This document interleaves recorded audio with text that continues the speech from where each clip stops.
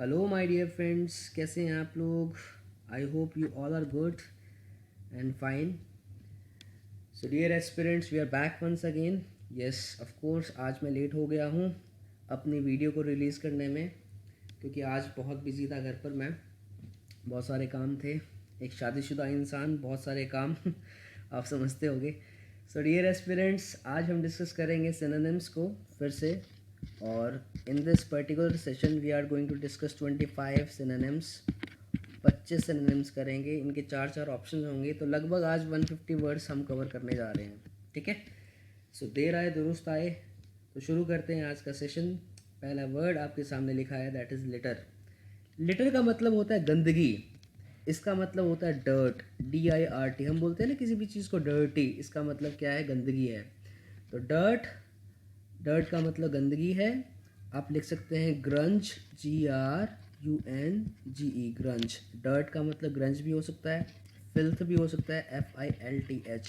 तो फिल्थ का मतलब डर्ट है और फिल्दी का मतलब क्या हो जाएगा, डर्टी। तो इन चारों में से ऐसा कौन सा वर्ड है जिसका मतलब है डर्ट, यानी कि गंदगी। ट्रैश का मतलब, जी हाँ, कूड़ा करकट होता है, यानी कि गंदगी होता है। ऑर्डर का मतलब आपको पता ही है, किसी को आदेश देना होता है। पोजेस का मतलब अधिकृत या अधिकार को बोलते हैं पोजेस करना, पोजेशन। सिस्टम का मतलब कोई भी प्रणाली। तो इनमें से एकमात्र शब्द ए ही ऐसा है जिसका मतलब है गंदगी से, तो आपका आंसर रहेगा trash. Question number 102, the meaning of word obliterate is what. Obliterate का मतलब है डिस्ट्रक्शन से। डिस्ट्रक्शन है तबाही, डिस्ट्रक्ट कर देना किसी चीज़ को, डिस्ट्रॉय कर देना, डिस्ट्रक्शन, डिस्ट्रॉय आप बोल सकते हैं। रवेज, नष्ट कर देना, नामो निशान मिटा देना, RAZ, इरेज। इन सभी वर्ड्स का मतलब होता है नामो निशान मिटा देना या तबाही से रिलेटेड। ठीक है, तो ऑब्लिटरेट का मतलब मिटा देना होता है। वैसे ऑब्लिटरेट मिटा देना। इफेस लिख सकते हैं आप, EFFACE, इफेस, नष्ट कर देना या मिटा देना। तो इसका मतलब क्लियर है। कंस्ट्रक्ट का मतलब बनाना होता है, इसका अपोजिट हो जाएगा। एनिहिलेट का मतलब भी होता है डिस्ट्रक्शन से, यानी कि किसी चीज़ को मिटा देना या तबाही कर देना। रिवाइव का मतलब पुनर्जन्म होता है। इसके सिनोनिम्स मैं आपको लिखा देता हूँ।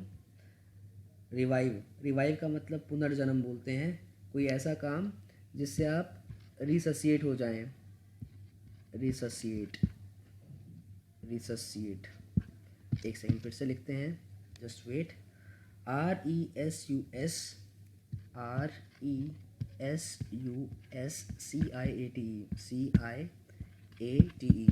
रिससिएट।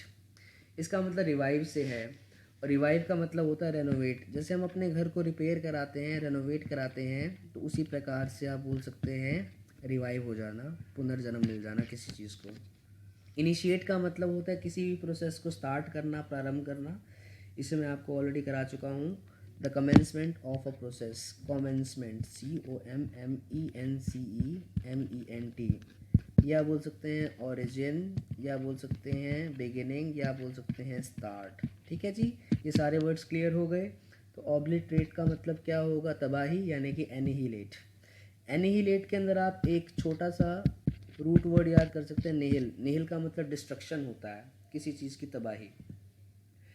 क्वेश्चन नंबर 103 सेज कॉमेमरेट, यानी कि किसी चीज़ को याद करना, किसी पर्सन को याद करना या किसी चीज़ को याद करना, इसे बोलते हैं कॉमेमरेट करना। कोई एनिवर्सरी होती है तो आप किसी पर्सन को याद करते हैं। फॉर एग्जाम्पल इफ़ आई से 2 अक्टूबर को हम किन्हें याद करते हैं, 2 अक्टूबर को, जी हाँ, गांधी जयंती मनाई जाती है, महात्मा गांधी जी को याद किया जाता है। इसका मतलब हम कॉमेमरेट करते हैं उन्हें, तो उन्हें याद करते हैं। तो याद करना इज़ कॉमेमरेट, किसी एनिवर्सरी पर किसी पर्सन को याद करना। ऑप्रोब्रियम का मतलब होता है किसी की डिसरिस्पेक्ट करना, डिसरिस्पेक्ट करना, DISRESPECT, डिसरिस्पेक्ट करना। और बोल सकते हो सर स्करिलस, एब्यूजिव लैंग्वेज का यूज़ करना, स्करिलस, अपमानजनक, ह्यूमिलिएटिंग, एम्बैरेसिंग, ह्यूमिलिएटिंग। ये सारे वर्ड्स रिलेटेड हैं ऑप्रोब्रियस से। ऑप्रोब्रियम या ऑप्रोब्रियस, इसको बोलते हैं अपमान, और ऑप्रोब्रियस एक एडजेक्टिव बन जाएगा, अपमानजनक। एक वर्ड है reproach. The word reproach means what. देखिए, रिप्रोच का अर्थ निकल के आता है जब आप पछताते हैं अपनी मिस्टेक्स को याद करके, रिपेंट करना इज़ रिप्रोच। ठीक है जी, ये वर्ड हम ऑलरेडी कर चुके हैं। डिसरेप्यूट का मतलब होता है किसी को डिफेम करना। डिफेम का मतलब किसी की रेपुटेशन को गिराना, उसे विलीफाई करना, VILIFY, या बोल सकते हैं कालिख पोतना, स्मीयर करना, SMER। एक वर्ड है स्मीयर, एक है विलीफाई, एक है डिफेम करना, किसी को डिसरेप्यूट करना, किसी की रेपुटेशन को ख़राब करना। ठीक है। सेलिब्रेट का मतलब होता है मनाना, फेस्टिवल्स को हम मनाते हैं। तो कोमेमोरेट का मतलब हो गया मनाना, ये याद करना। तो इनमें से कौन सा वर्ड ऐसा है जिसका मतलब कोमेमोरेट है? That is celebrate. Question number 104 is plebiscite. Plebiscite का मतलब क्या है? एक वर्ड आपको बताते हैं, इलेक्टोरेट। इलेक्टोरेट का मतलब होता है किसी भी जगह के वोटर्स, किसी भी जगह के या प्लेस के वोटर्स को बोलते हैं इलेक्टोरेट। और वोटर्स को बोलते हैं वोटिंग करना। अब जब वोटर्स क्या करेंगे? वोटिंग करेंगे ना, अपने कैंडिडेट को वोट करेंगे जिससे वो चाहेंगे कि हमारे देश के अंदर ये नेता बने। ठीक है, किसी भी पद के लिए हम इस नेता को चुनना चाहते हैं। तो प्लेबिसाइट का मतलब रेफरेंडम से है, यानी कि वोटर्स से है। तो वोटिंग करना इज प्लेबिसाइट और रेफरेंडम। बी और सी का मतलब क्या है? टायरनी। डिक्टेटरशिप को याद करें, डिक्टेटर कौन होता है? तानाशाह। तो टायरनी या डेस्पोटिज्म का मतलब होता है डिक्टेटर। ठीक है, डिक्टेटरशिप बोल सकते हैं आप, डिक्टेटरशिप, तानाशाही करना। जैसे Hitler was a tyrant, Hitler was a despot, Hitler was a dictator, आप ऐसा बोल सकते हैं। तो हिटलर एक तानाशाह था, वो अपने रूल्स एंड रेगुलेशंस को थोपता था दूसरों के ऊपर, दैट इज़ तानाशाह। जो तानाशाही करे वो होगा टायरेंट, और तानाशाही को बोलेंगे टायरनी। ठीक है जी। मोनार्की का मतलब होता है साम्राज्य। तो इसका आंसर मोनार्की नहीं है, प्लेबिसाइट का मतलब है रेफरेंडम। काफ़ी इंपॉर्टेंट वर्ड है, एग्जामिनेशन पॉइंट ऑफ व्यू से क्लियर हो जाना चाहिए। क्वेश्चन नंबर 105 बहुत इंपॉर्टेंट है, इसके अलग अलग मीनिंग्स हैं एक ही वर्ड के, तो आपको क्लियर होना चाहिए। पहले मैं आपको बताऊंगा पोस्टीरियर का मतलब क्या है। The meaning of posterior is back side के ऑर्गन्स। देखो, आपकी बॉडी के दो भाग हैं, एक है फ्रंट का भाग, आपकी बॉडी के फ्रंट का भाग, फ्रंट के ऑर्गन्स, और एक होता है बैक साइड के ऑर्गन्स। तो बैक को बोलते हैं पोस्टीरियर। तो पोस्टीरियर ऑर्गन्स आपको पता होना चाहिए। फ्रंट के ऑर्गन्स को बोलेंगे एंटीरियर ऑर्गन्स। एंटीरियर्स का मतलब होता है फ्रंट। ठीक है जी। अब दूसरा इसका मीनिंग होता है टाइम लाइन के ऊपर, टाइम की बात कर रहे हैं। मान लीजिए we are talking about this is Friday, this is Thursday and this is Saturday. ठीक है, हम बात कर रहे हैं, if we are talking about time line, हम टाइम लाइन की बात कर रहे हैं। तो फ्राइडे के रिस्पेक्ट में जो थर्सडे था वो क्या बन जाएगा? एंटीसीडेंट बन जाएगा, पहले आने वाला। तो एंटीरियर बोलेंगे आप, टाइम लाइन पे बोलेंगे इसे एंटीरियर। और सैटरडे आप बोलेंगे सर ये हो गया पोस्टीरियर। सैटरडे को बोलेंगे आप क्या? पोस्टीरियर, बाद वाला। अब ध्यान से देखिएगा, एक है थर्सडे, एक है फ्राइडे, एक है सैटरडे और एक है संडे। आज मान लीजिए संडे है, ठीक है, और हम बोल रहे हैं कि संडे को मैं बोल रहा हूँ कि थर्सडे को मैंने बोला था कि मैं फ्राइडे को दिल्ली जाऊँगा, थर्सडे को मैंने कहा था कि फ्राइडे को मैं दिल्ली जाऊँगा। तो आप समझ जाइएगा कि फ्राइडे जो होगा वो थर्सडे के रिस्पेक्ट में पोस्टीरियर हो जाएगा। और अगर मैं ये बोल दूँगा कि फ्राइडे को मैंने बोला था कि मैं थर्सडे को दिल्ली गया था, तो थर्सडे फ्राइडे के रिस्पेक्ट में क्या हो जाएगा? वो एंटीसीडेंट या एंटीरियर हो जाएगा। तो इसे आप रिवाइंड करके फिर से समझ लेंगे तो क्लियर हो जाएगा जो मैंने आपको बातें बताई हैं। अगर फिर भी समझ में ना आए तो आप कमेंट करके बताइएगा, ठीक है, मैं आपको फिर से एक्सप्लेन कर दूंगा। डॉर्सल का मतलब पोस्टीरियर ही होता है। डॉर्सल का मतलब होता है बैक के अंग। हमारी बॉडी के बैक साइड पे जितने भी अंग हैं उन्हें आप डॉर्सल कह सकते हैं। तो यहाँ पर डॉर्सल का मतलब है पीछे के अंग। फॉर्मर और लेटर ये दो चीज़ें होती हैं, इन्हें मैं समझा देता हूँ बहुत अच्छे से। देखिए, if you are talking about two persons, एक है राम और एक है श्याम, ठीक है। सेंटेंस में मैंने लिखा राम को भी और श्याम को भी, ठीक है। तो मैंने बोला of Ram and Shyam, Ram is the better singer. Of Ram and Shyam, Ram is the better singer. तो राम की बात कर रहा हूँ तो राम की जगह मैं फॉर्मर का इस्तेमाल भी कर सकता हूँ।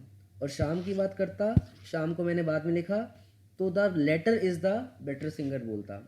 तो एक होता है फॉर्मर, पहले वाला, दो में से पहले वाला इज़ फॉर्मल और दो में से बाद वाला इज लेटर, LADDER, फॉर्मर और लेटर में ये फर्क होता है। क्लियर हो जाना चाहिए, सारे वर्ड्स क्लियर हैं। बढ़ते हैं आगे। 106, इट इज़ एम्फेसिस। एम्फेसाइज करना किसी चीज़ को, इसका मतलब है आप उसे इम्पोर्टेंस दे रहे हैं, काफ़ी ज़्यादा महत्व दे रहे हैं। इम्पोर्टेंस देना किसी को यानी कि आप उसे एम्फेसिस प्रोवाइड कर रहे हैं। आप एम्फेसाइज क्यों करते हैं किसी बात को? ताकि उस बात का वज़न बढ़ पाए, या एक्सेंचुएट करते हैं। एक्सेंचुएट का मतलब क्या होता है? सेम। एक्सेंचुएट का मतलब बिल्कुल सेम होता है। जस्ट वेट, थोड़ा सा प्रॉब्लम हो गया इसे, एक सेकेंड।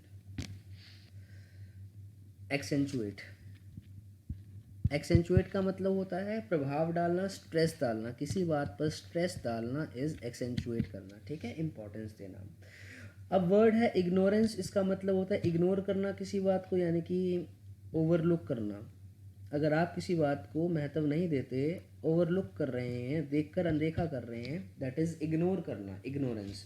लेथार्जी का मतलब लेज़ी से होता है, और लेज़ी के बहुत सारे सिनोनिम्स मैंने आपको लास्ट क्लास में बताए थे। सुपाइन था, इंडोलेंट था, एंड लॉट मोर, ये हम लास्ट क्लास में कर चुके हैं। ट्रिवियलिटी का मतलब होता है इनसिग्निफिकेंट। इसका मतलब होता है तुच्छ। ट्रिवियल का मतलब तुच्छ है, यानी कि पेटी। तो अनइम्पॉर्टेंट बोल सकते हो आप ट्रिवियल को, ठीक है। तो ये वर्ड ऑलरेडी हो चुका है। सिग्निफिकेंस का मतलब होता है इम्पोर्टेंस। तो एम्फेसाइज क्यों किया जाता है? ताकि हम किसी बात को इम्पोर्टेंट बता सकें। तो इसका मतलब आपका आंसर रहेगा option number D for question number 106। 107, 107वां क्वेश्चन है पिलेज। पिलेज का मतलब होता है चोरी करना। चोरी के क्या क्या सिनोनिम्स हो सकते हैं? एक है स्टील। स्टील का मतलब चोरी करना है, बहुत पता है हमें पहले से ही। एक है परलॉइन, PURLOIN, परलॉइन।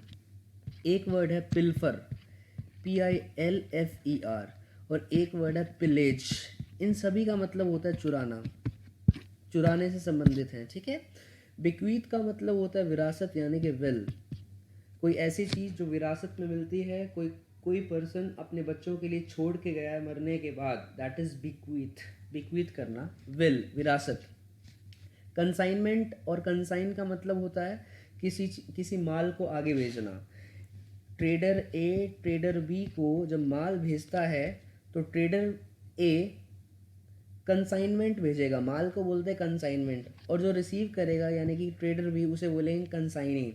तो कंसाइन करना, तो ए बी को कंसाइन कर रहा है, कुछ सौंप रहा है। एंट्रस्ट का मतलब होता है सौंपना। इन तीनों का सेम मीनिंग है, और पिलेज का मतलब है पिल्फर, यानी कि चोरी से रिलेटेड। तो क्लियर हो जाने चाहिए सारे वर्ड्स। क्वेश्चन नंबर 108, एक बात याद रखिएगा स्टूडेंट्स, आप जितने भी वर्ड्स यहाँ पर देख रहे हैं, इन सारे वर्ड्स को अपनी नोटबुक में लिखिएगा ज़रूर, नहीं तो ये वर्ड्स आपके याद नहीं होने वाले हैं। क्लस्टर, तो क्लस्टर का मतलब क्या है? क्लस्टर ग्रुप को बोलते हैं। तो क्लाउड्स का ग्रुप जो होता है, क्लाउड्स का मतलब बादल, बादलों का समूह, क्लाउड्स का समूह, क्लाउड्स का ग्रुप, उसे बोलते हैं क्लस्टर। तो क्लस्टर आप किसी भी ग्रुप को बोल सकते हैं, ठीक है, कलेक्टिव को बोल सकते हैं। तो collective noun is cluster. Individual का मतलब होता है अकेला अकेला। असेंबलेज का मतलब होता है असेंबली करना, सभा बनाना या इकट्ठा करना, ठीक है, कंबाइन करना किसी चीज़ को। स्पेसिफिक का मतलब होता है पर्टिकुलर, निश्चित रूप से एक ही चीज़, किसी चीज़ को आप स्पेशलिटी दे रहे हैं, पर्टिकुलर बना रहे हैं। और सॉलिटरी का मतलब होता है एकांत। तो option number A, option number C, option number D, ये सारे एक दूसरे के सिनोनिम्स हैं। इनका मतलब सिंगल से है, अकेले से है। और असेंबलेज का मतलब होता है बहुत सारे पर्सन्स इकट्ठे हो जाएं, सभा बन जाए, दैट इज असेंबलेज। तो हम बात कर रहे हैं क्लस्टर की, इकट्ठे करने की, that is option number B is the right answer for this question. Question number 109 says affectionate. Affection का मतलब क्या होता है? अफेक्शन का मतलब होता है लगाव, फॉन्डनेस, फीलिया। जैसे बच्चों का लगाव होता है अपने ग्रैंड पेरेंट्स की तरफ, फॉन्डनेस, फीलिया, लगाव बोलते हैं इसे, अफेक्शनेट, ठीक है। तो अगर आप अफेक्शनेट हैं किसी के प्रति, मतलब आप उसे लाइक करते हैं, आपका झुकाव है, you are penchant towards them, penchant, PENCHANT, झुकाव, you are inclined toward something, ठीक है, अफेक्शनेट। नेग्लेक्टफुल का मतलब क्या है? If you are talking about neglectful, then we are talking about, neglect का मतलब होता है किसी चीज़ को इग्नोर करना, या केयरलेसनेस दिखाना, नेग्लेक्टफुल, टू बी नेग्लिजेंट, नेग्लिजेंट का मतलब केयरलेस, नेग्लिजेंट केयरलेस, ध्यान ना देना, चीज़ों पर ध्यान ना देना इज़ केयरलेसनेस, तो नेग्लेक्टफुल नेग्लिजेंस हो जाएगा। अलूफ का मतलब होता है डिस्टिंक्ट बोल सकते हो आप, डिस्टेंट बोल सकते हो, डिस्टिंक्ट अलग, जिसकी अलग ही पहचान है, जिसके रीति रिवाज नहीं मिलते किसी और पर्सन से, जो अलग रहना पसंद करता है, रिक्लूसिव रहना पसंद करता है, दैट इज़ अलूफ। ठीक है, अलूफ, ये भी क्लियर हो गया। सिंपैथेटिक का मतलब होता है किसी से सहानुभूति रखना, किसी से लगाव रखना, सहानुभूति रखना, दैट इज़ सिंपैथेटिक। और सप्रेसिव का मतलब होता है दबाना, किसी पर्सन को दबा देना, अपने एनिमी को दबा देना, इनहिबिट करना, दैट इज़ सप्रेसिव, किसी को दबा देना। तो अफेक्शनेट का मतलब लगाव से, और इन सारे वर्ड्स में से सिर्फ एक ही वर्ड ऐसा है जिसका मतलब है लगाव या सांत्वना देना किसी को, sympathetic. Option number C is the right answer to this question number 109। And if you talk about A, B और डी, ये सारे एक ही कैटेगरी में फॉल करते हैं।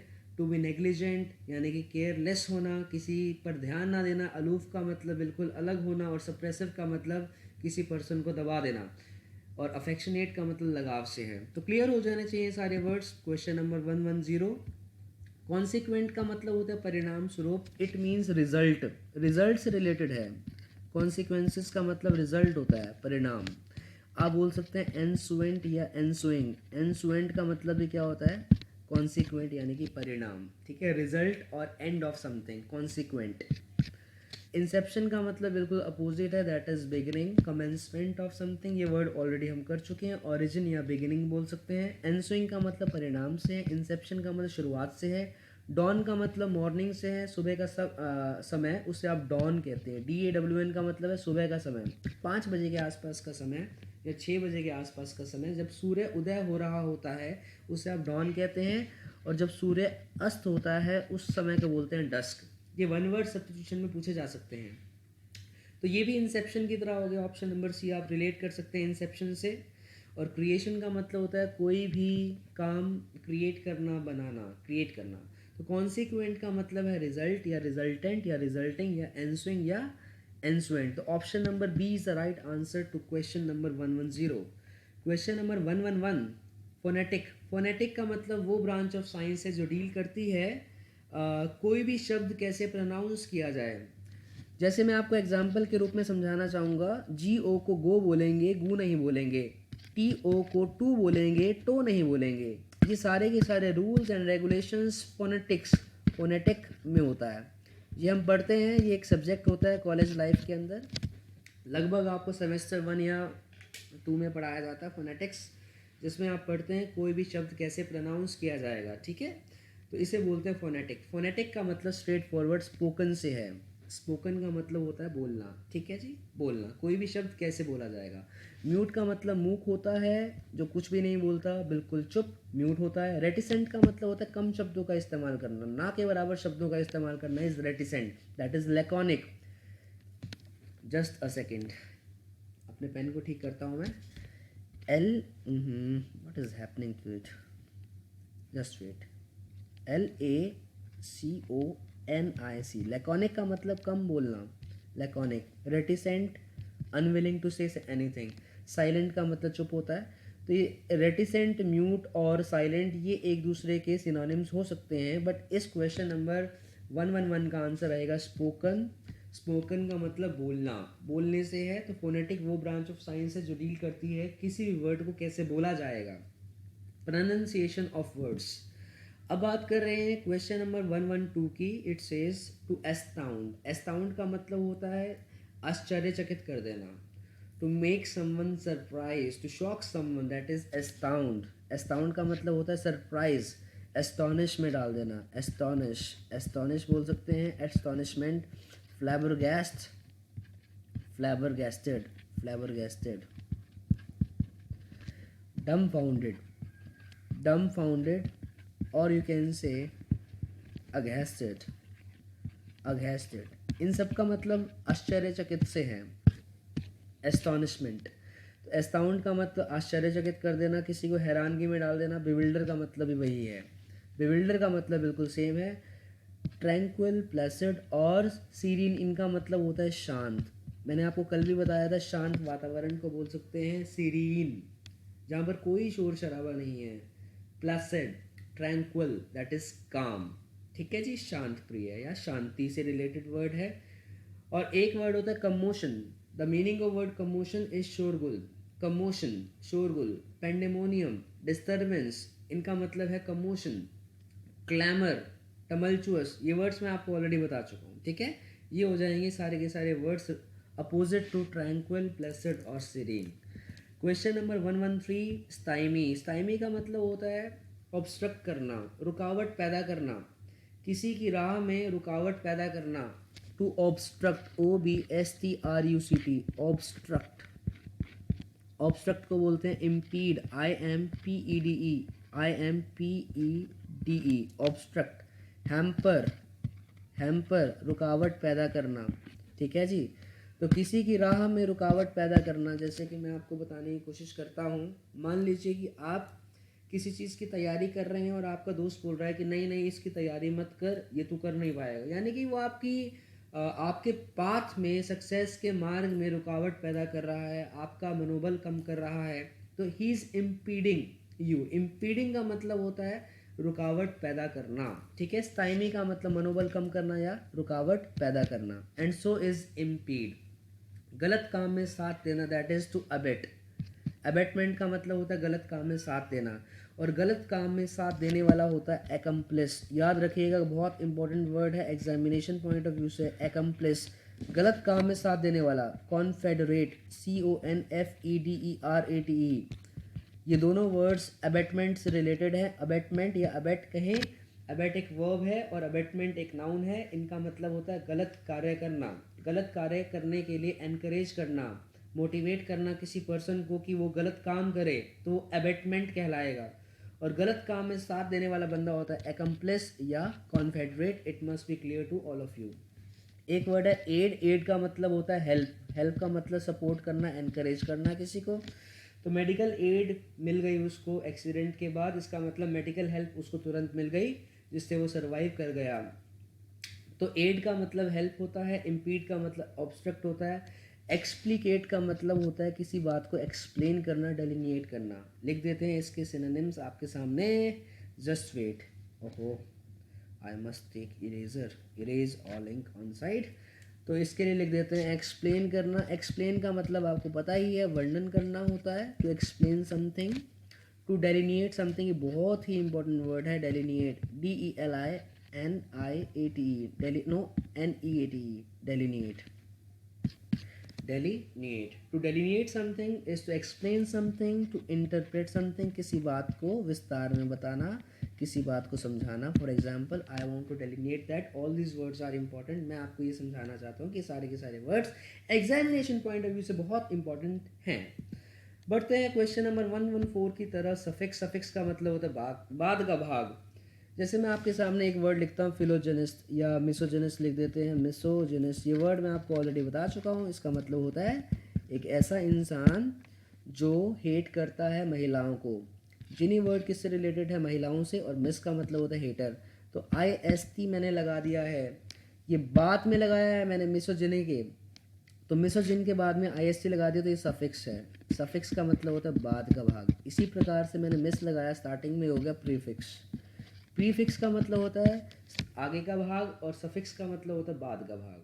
तो ऐड करना सर बाद में, that is to suffice something. Suffix, suffix add करना बाद में। रूट का मतलब होता है सर मूल, जो सबसे इम्पोर्टेंट चीज़ होती है।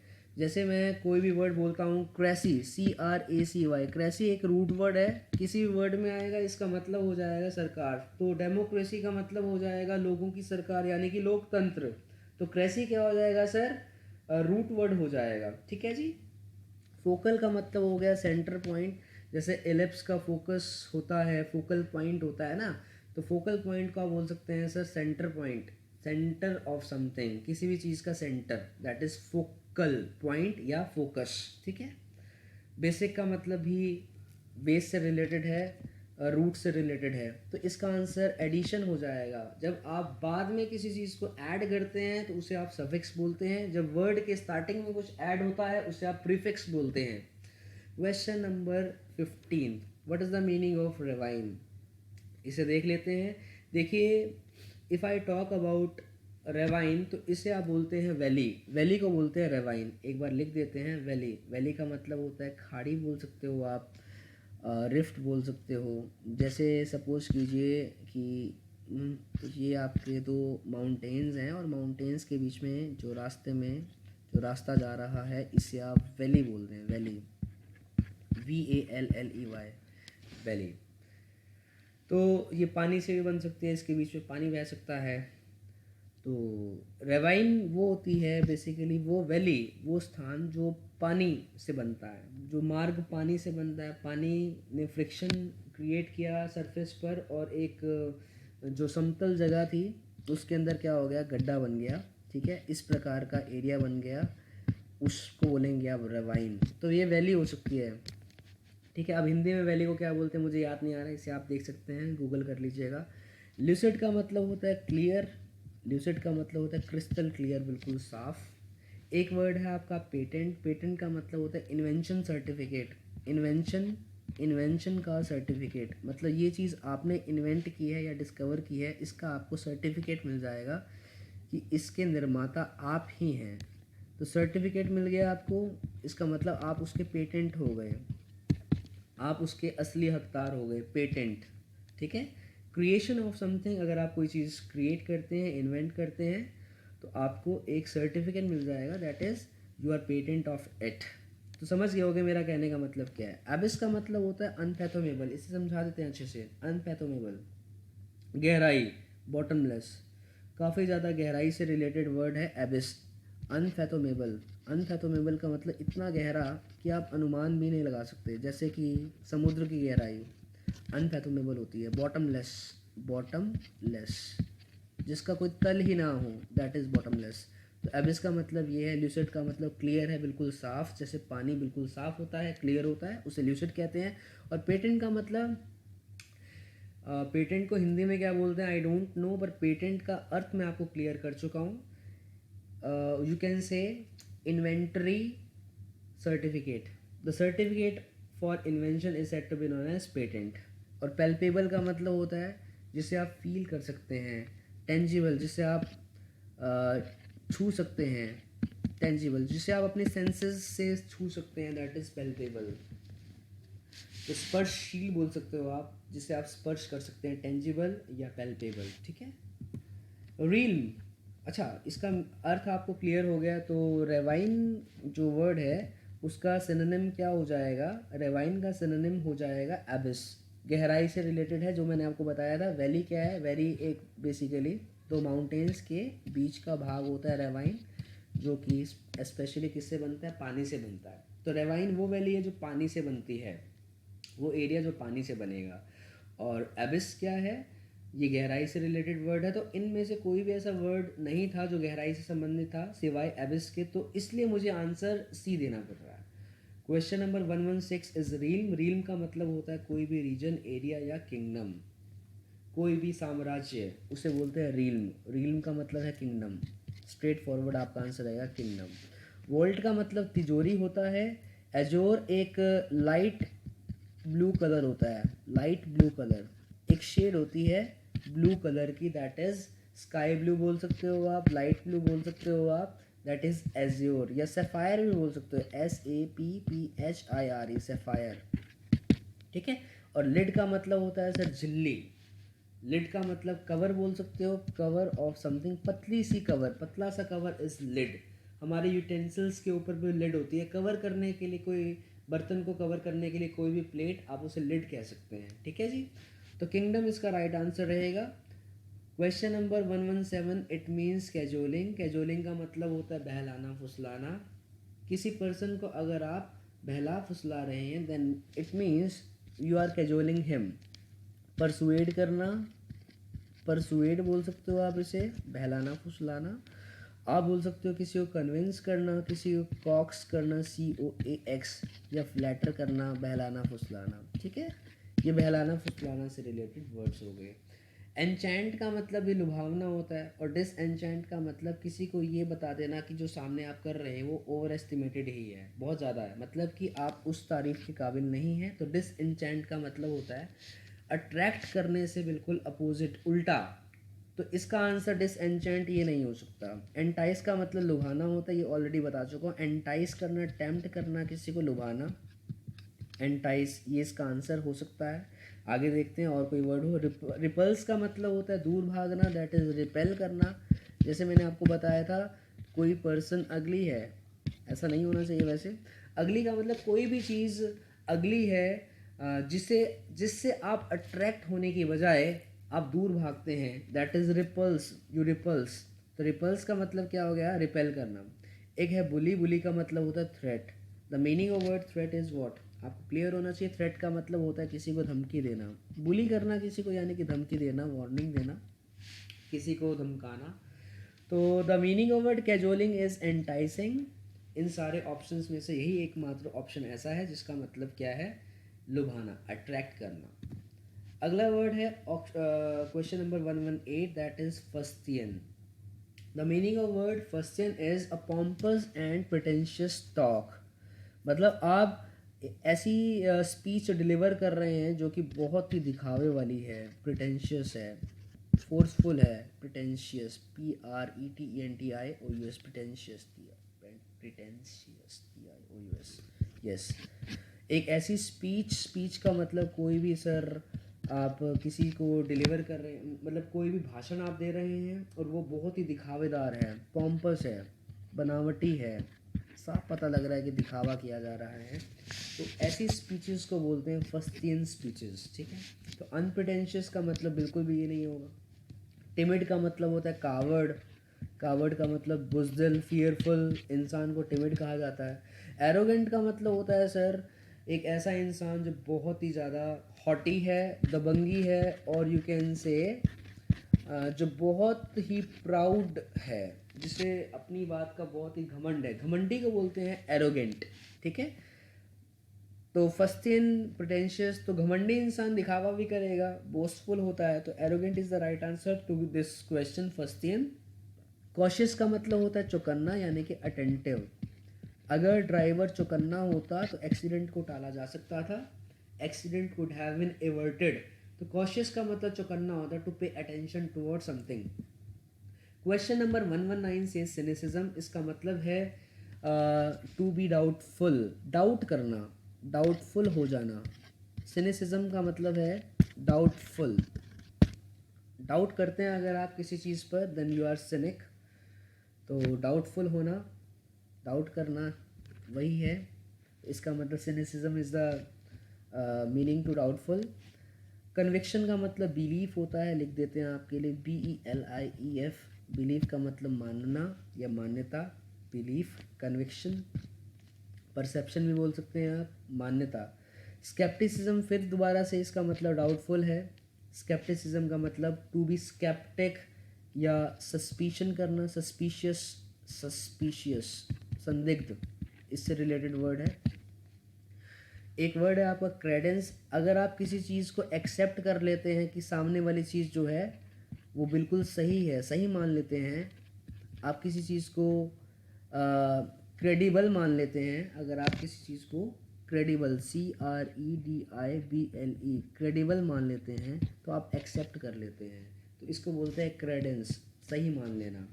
और इंट्यूशन का मतलब होता है इंस्टिंक्टिव नोइंग, मतलब आपने अपनी सेंसेस का यूज़ नहीं किया, रैशनल कन्विक्शन का यूज़ नहीं किया, आपने, आपके अंदर से एक आवाज़ आई कि ऐसा होने वाला है, इंस्टिंक्टिव नोइंग। फॉर एग्जांपल मैं आपको बता दूं, जैसे एक मूवी थी कभी खुशी कभी गम, उसमें ऋतिक रोशन की मम्मी को पता लग जाता था कि ऋतिक आने वाला है, तो ये इंस्टिंक्ट था, मतलब उनको अंदर से पता लगा, उन्होंने अपनी आइज़, ईयर्स, नोज़, ये परसेप्शन कुछ भी यूज़ नहीं किया।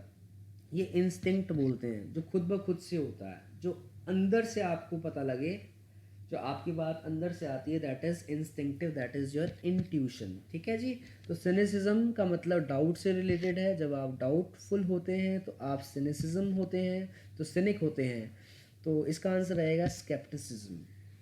बढ़ते हैं आगे। Question number 120, Pinnacle. पिनाकल का मतलब है शिखर। शिखर का मतलब पैरामाउंट कहा जा सकता है। Yes of course it can be said Paramount. ठीक है, सारे कोचिंग सेंटर्स के name Pinnacle, Paramount, like this. अब इसका अपोजिट होता है प्लिंथ। प्लिंथ का मतलब होता है सर लोवेस्ट पॉइंट, या नादिर बोल सकते हैं। Lowest point of something is Nadir या प्लिंथ। निदर मोस्ट बोल सकते हो, ऑप्शन नंबर सी जो लिखा हुआ है। बेसल बोल सकते हैं। तो बी, सी और डी ये लोवेस्ट पॉइंट से रिलेटेड वर्ड्स हैं। किसी भी आकृति के लोवेस्ट पॉइंट को आप बोल सकते हैं नादिर, नदर मोस्ट या बेसल। और जो अपर मोस्ट पॉइंट होता है उससे आप पिनाकल कह सकते हैं, पैरामाउंट कह सकते हैं, या कल्मिनेशन कह सकते हैं। बढ़ते हैं आगे क्वेश्चन नंबर 121 की तरफ। अगला वर्ड है आपका बेलीग्रेंट। देखिए, बेली का मतलब होता है war. Those countries which are involved in wars are belligerent. ऐसी कंट्रीज जो वॉर्स में एंगेज्ड होती हैं उन्हें आप बेलीग्रेंट कहते हैं।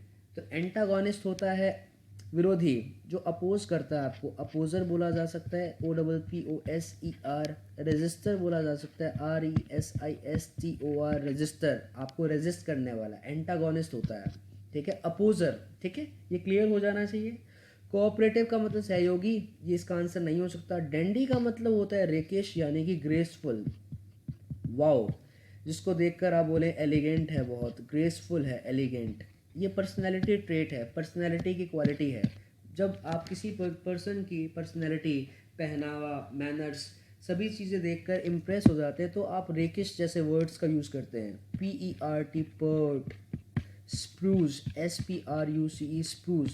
PERT, spruce, rakish, elegant, raffish, RAFFISH, raffish.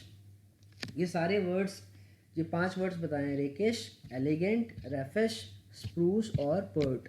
ये पांचों वर्ड्स का मतलब है डेंडिश। डेंडिश, टू बी डेंडिश, या आप बोल सकते हैं ग्रेसफुल, ग्रेस। डेंडी का मतलब ग्रेस है, और डेंडिश का मतलब DAND, डेंडिश। डेंडिश, ये लो ISH लगा दूंगा, डेंडिश एडजेक्टिव बन जाएगा। ठीक है, और डेंडी का मतलब हो गया एक noun, that is grace. Delightful का मतलब है हैप्पीनेस, जिसको देख करके आप बहुत खुश हो जाएं। यू फील इलेटेड, खुश हो जाना, इलेटेड, दैट इज डिलाइटफुल। ये सारे वर्ड्स क्लियर हो जाने चाहिए। बढ़ते हैं आगे क्वेश्चन नंबर 122 की तरफ। लिखा है इनडिस्क्रीट, तो तोड़ तोड़ के समझ लीजिए।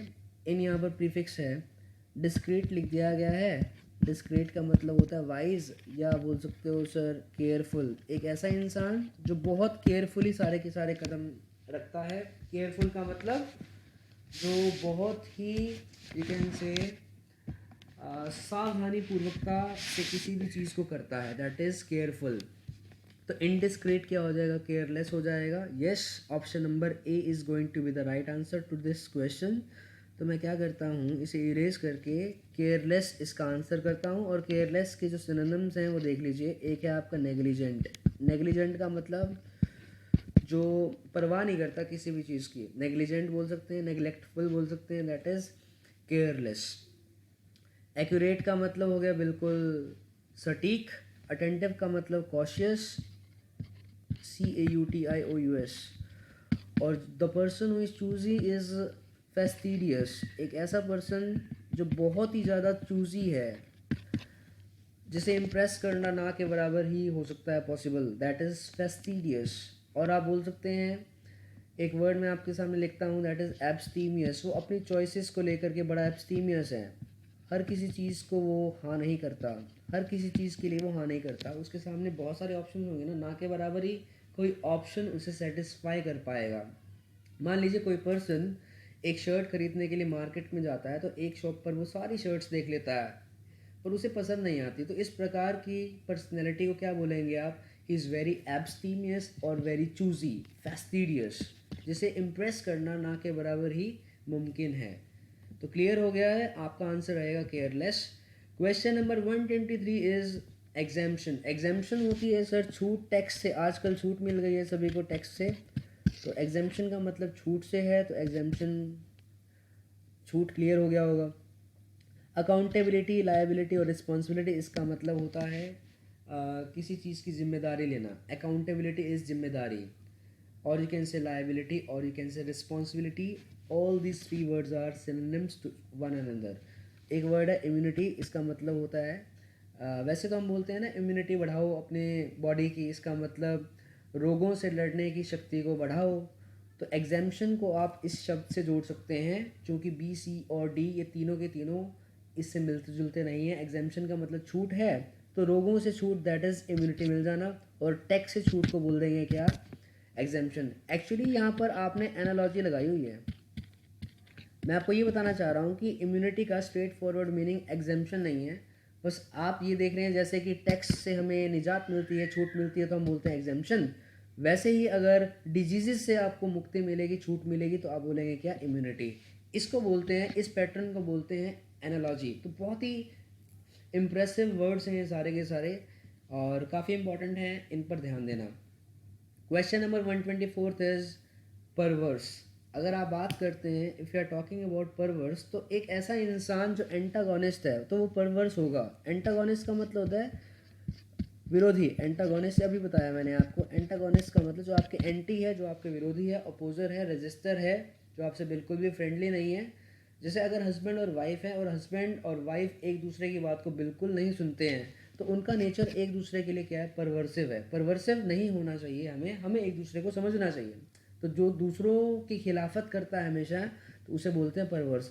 एग्रीएबल का मतलब होगा जो अग्री करेगा, ये आपका आंसर नहीं हो सकता. नफेरियस का मतलब है क्रिमिनल. क्रिमिनल का मतलब विकेड, यानी कि जो क्राइम करता है, wicked, that is criminal, nefarious. अब कंप्लेंट करने वाला इज़ जो हमेशा कंप्लेंट करेगा. आप बोल सकते हैं एक ऐसा इंसान जो कंप्लेंट करेगा, that is gripe, GRIPE. Gripe का मतलब होता है कंप्लेंट करना. एक ऐसा इंसान जो हमेशा किसी को क्या करता है, कंप्लेंट करता है, उसे बोलते हैं कंप्लेनेंट. और एक ऐसा इंसान जो विलिंग है, विलिंग का मतलब इच्छुक है, उसे बोलते हैं विलिंग. विलिंग का मतलब इच्छुक है. तो इन चारों में से ऐसा कौन सा वर्ड होगा जिसका मतलब परवर्स होगा. परवर्स का सिनोनिम क्या है. परवर्स का मतलब हमेशा अपोज करना, यानी कि कंप्लेंट करना, हमेशा कंप्लेंट करना. तो this is the right answer to this question.